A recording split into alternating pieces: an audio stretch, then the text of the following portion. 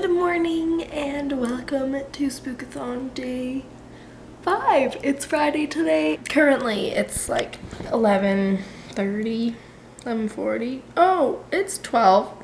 It's 12 noon. I woke up at about 10:30 and since then I've just been listening to Gone Girl. This morning I was on page 139 and now I am on page 206.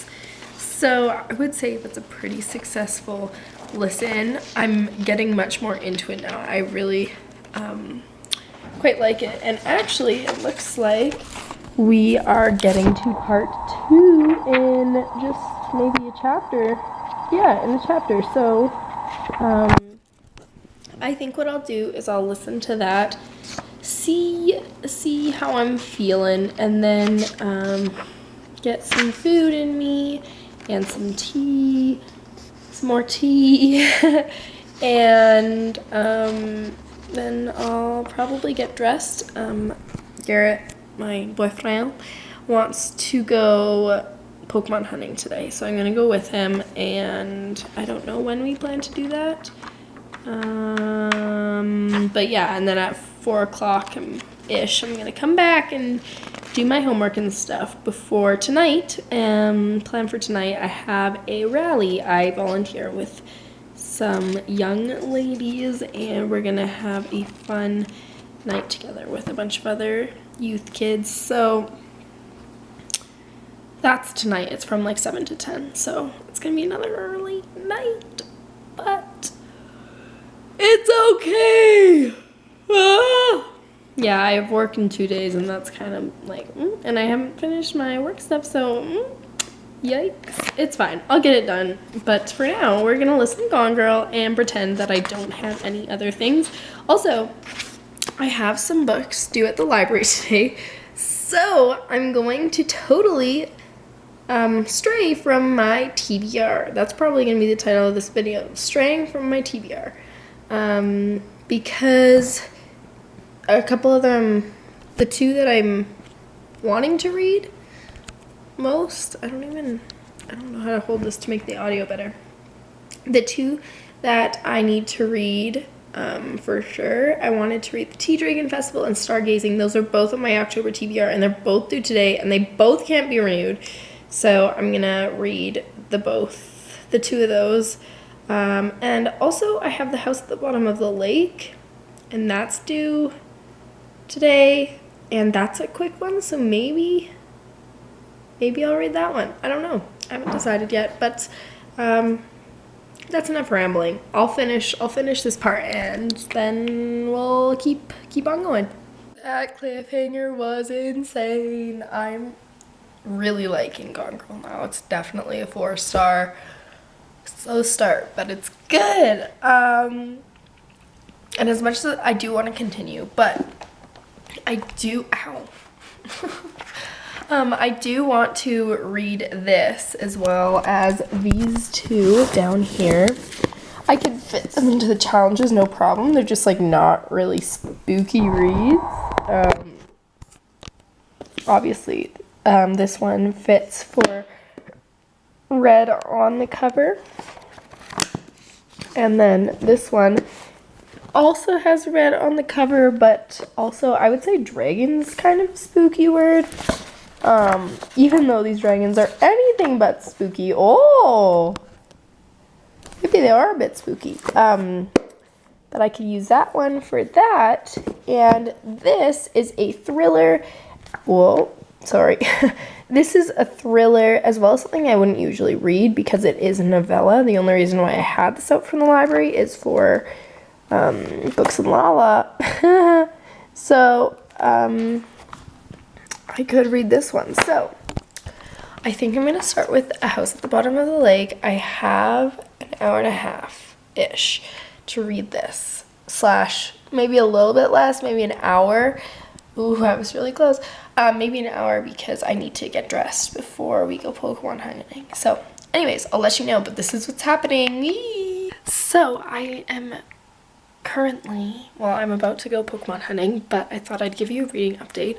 I am now on page 76 of The House at the Bottom of the Lake, and I like it. It's definitely like, what is going on? Like, who knows? It's like, is it paranormal? Is it not? I don't know. I do find it's by Josh Malerman, and I tried reading Bird Box by him, and I couldn't get into it because of the writing style, and it's kind of the same with this one, except I think in this one it's working a little bit better. It's like kind of like the perspective is just weird, because sometimes it's James' perspective, sometimes it's Amelia's perspective, sometimes it's both of their perspectives, like it switches like between sentences, so it's a little bit confusing. But yeah, I'm liking it so far, so I'm gonna go Pokemon hunting and then finish that when I get back, do some homework, read Tea Dragon Festival and Stargazing, and then, you know, read Gone Girl probably on the way to the rally, and maybe a little bit there, I don't know.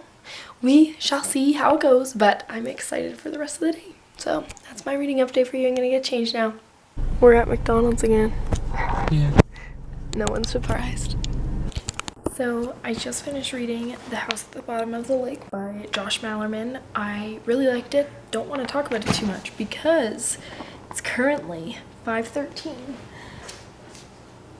And I want to read these. Hopefully, I don't know if I'll be able to finish both of them, but we shall see what happens. So I'll talk about my actual thoughts on this later. Okay, bye. Good morning. It's the next day.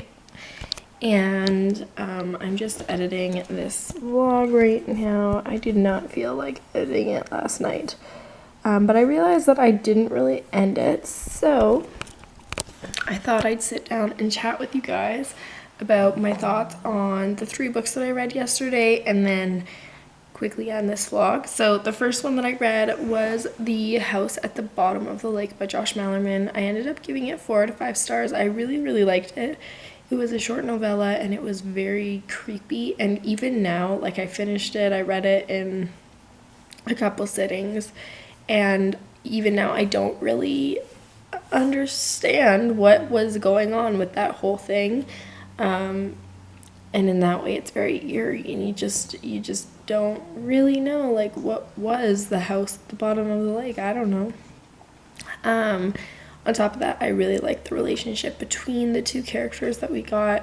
I think that was really what got me, kept me hooked. It was less about, like, what is the house, and more about the 2 characters and seeing them have fun and seeing them discover these things.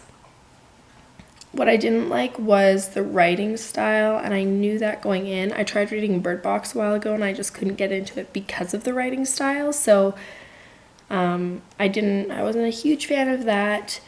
It sort of, as I think I mentioned in another one of these clips, it kind of flips between perspectives wildly. It doesn't seem to have much structure, and it's very, like, quick. Anyways, I understand why a ton of people don't like this book, but I really liked it. 4 out of 5 stars for that one. I'm glad I read it. Then I read the Tea Dragon Festival, which unfortunately I had to give 3 stars. I might even give 2.5 to it. It just didn't charm me like the first one did. I really wanted to see more of the tea dragons themselves, but this one was more focused on a dragon who the main character finds and, like, adopts into their village or whatever.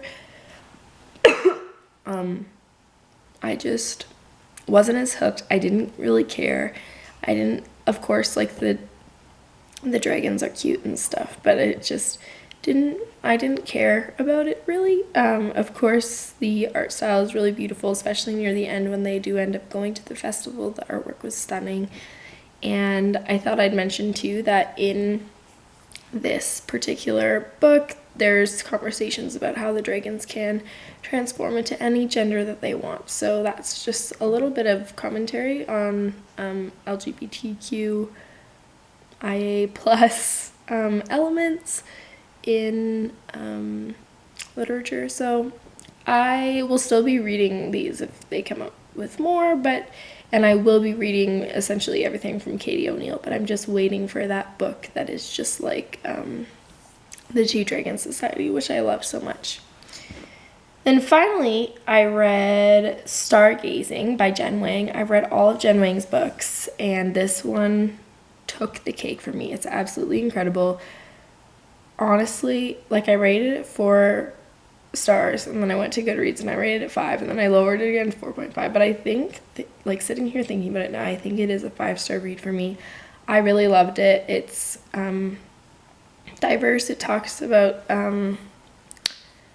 it's essentially just a retelling of Jen Wang's childhood in a Chinese American family, and it is heartbreaking. I literally almost cried in this book, and it's a graphic novel that's 200 pages long for middle grade, like, target audience or children. So it was great. There's a Buddhist family. I think it has some great commentary on friendship and being yourself, and it was just great. I really, really liked it. I think I am going to boost it up to 5 stars because it's one of my favorite graphic novels of all time. And if you like just cute, like, middle grade-y graphic novels, I definitely recommend this one. Go and read it because it's adorable. So those are the 3 books that I read yesterday.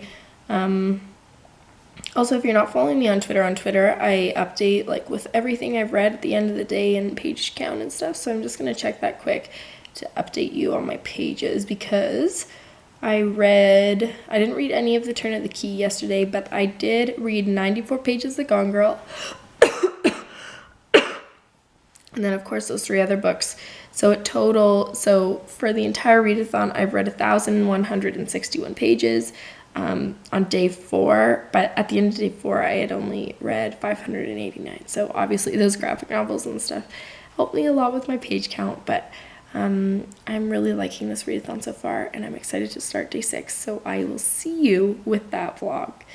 Bye, happy reading.